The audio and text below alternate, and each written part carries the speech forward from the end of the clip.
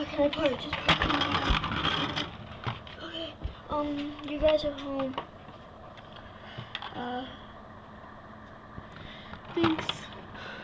You're welcome. I hope you guys have a nice one. Might want to start preparing for the funeral. Okay. Because he doesn't have much longer to live. Once we get back to the lab, I'll try to give you some footage. Well, we'll try to give you some info. Thanks.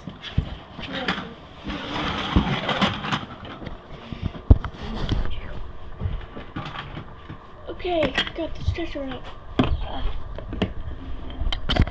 We're here. I got the camera. Hurry, hurry, hurry.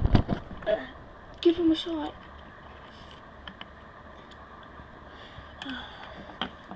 Let's put him on the scanner.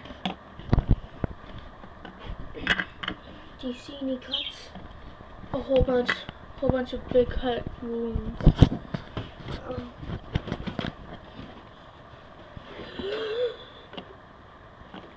He's still alive. Let's take him to the hospital. Hurry. Okay.